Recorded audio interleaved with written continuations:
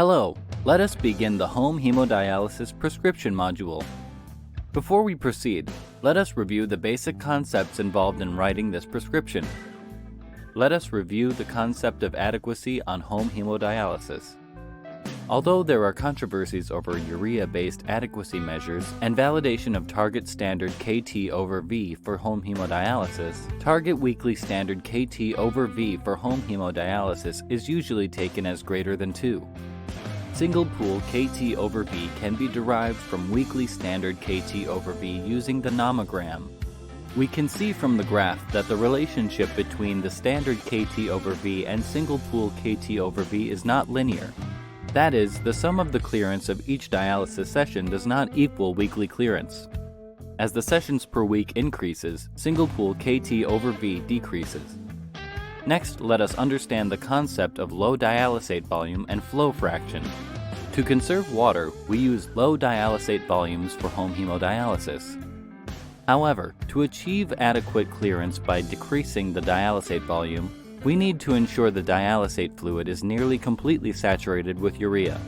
The dialysate flow rate needs to be sufficiently low relative to the blood flow rate to allow for complete diffusive equilibration of urea across the membrane.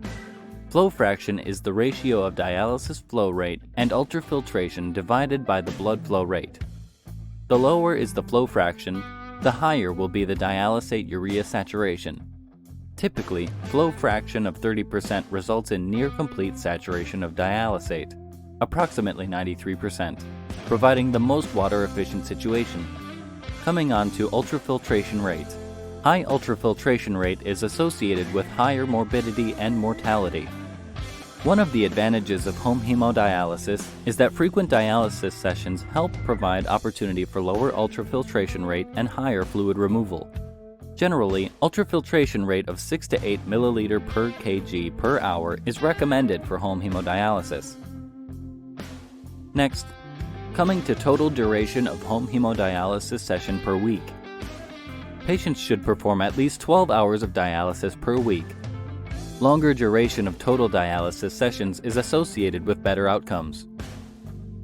Now that we have reviewed basic concepts, let us begin prescription writing. Parameters that we decide or need before writing prescriptions are frequency of dialysis sessions per week, flow fraction, blood flow rate, total body water, and total fluid removal required. The parameters that we calculate include single pool KT over V, which we can derive using frequency of dialysis sessions per week, dialysate flow rate and dialysate saturation of urea, which we derive from flow fraction and blood flow rate, dialysate volume and time on dialysis from the above parameters. Let us review step by step. Step 1. Decide frequency of home hemodialysis. It helps to calculate single pool KT over V taking standard weekly KT over V more than 2. For example, if we are doing home hemodialysis 7 times a week, single pool KT over V is 0.4. Step 2. Decide flow fraction and blood flow rate to calculate dialysate flow rate. We know that flow fraction is dialysate flow rate divided by blood flow rate, so we can calculate dialysate flow rate. Also, flow fraction is inversely proportional to dialysate saturation of urea. At flow fraction of 40%, dialysate is 90% saturated with urea. And similarly at flow fraction of 30%, dialysate is 93% saturated with urea. At this step, we calculate dialysate flow rate and dialysate saturation with urea. We will need dialysate saturation with urea to calculate dialysate volume. Let us take an example. If flow fraction is 50% and blood flow rate is 400 milliliters per minute, then dialysate flow rate is 200 milliliters per minute, and dialysate saturation is 85%. Next step is to calculate total body water. We need total body water to calculate dialysate volume. We can calculate this using Watson formula, which can overestimate total body water in chronic hemodialysis patients. Or we can calculate total body water as roughly 0.42 multiplied by weight in kilograms for female and 0.5 multiplied by weight in kilograms for male. Now let us take an example. Total body water for a 100 kilogram male is approximately 50 liters. Next step is to calculate dialysate volume. We know that dialysate volume is single pool Kt over V multiplied with total body water divided by dialysate saturation of urea. Calculating it for our patient, dialysate volume is 0.4 multiplied by 50 divided by 0.85.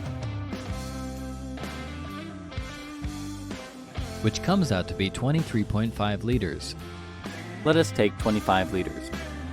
Next, we calculate minimum time of each dialysis session to achieve adequate clearance. Time needed will be dialysate volume divided by dialysate flow rate, which is 25,000 divided by 200, which comes out to 125 minutes, which is 2 hours and 5 minutes. Great, our prescription is ready. Frequency of dialysis sessions is 7 sessions per week, flow fraction 50%, blood flow rate 400 milliliters per minute, dialysate flow rate 200 milliliters per minute, dialysate volume 25 liters, and time of each dialysis session to achieve adequate clearance is 2 hours and 5 minutes. Let us now review how the prescription changes when we need ultrafiltration. Maximum ultrafiltration rate desired 8 milliliters per kg per hour.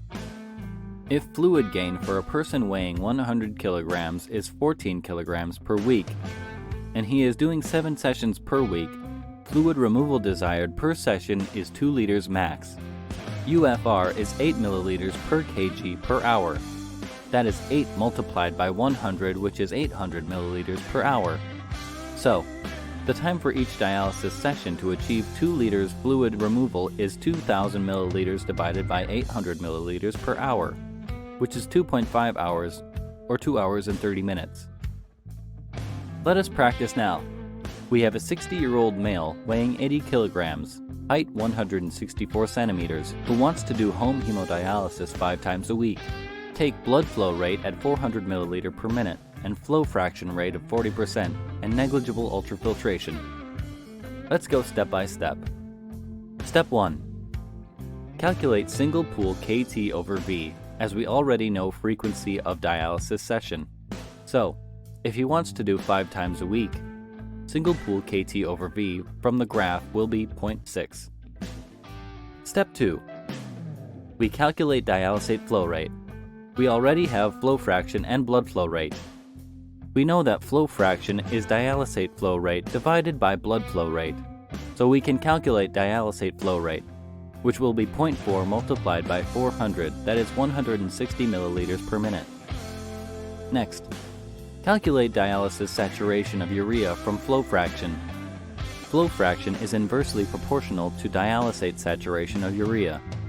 At flow fraction of 40%, dialysate is 90% saturated with urea, so D by P urea will be 0.9. Next step, calculate total body water. Using the approximation, it will be 0.5 multiplied by the weight in kilograms of the male. That is 40 liters. Next step, calculate dialysate volume. We know that dialysate volume is single pool Kt over V multiplied with total body water divided by dialysate saturation of urea. So, by calculation, it comes out to be 26.6. Let us use 30 liters dialysate bag for convenience. Next step, calculate minimum time for each dialysis session to achieve adequate clearance. Time needed will be dialysate volume divided by dialysate flow rate. It comes out to 188 minutes, or 3 hours and 8 minutes. Great, our prescription is ready. Frequency of dialysis sessions is 5 sessions per week, flow fraction 40%, blood flow rate 400 milliliters per minute, dialysate flow rate 160 milliliters per minute, dialysate volume 30 liters, and time of each dialysis session to achieve adequate clearance is 3 hours and 8 minutes.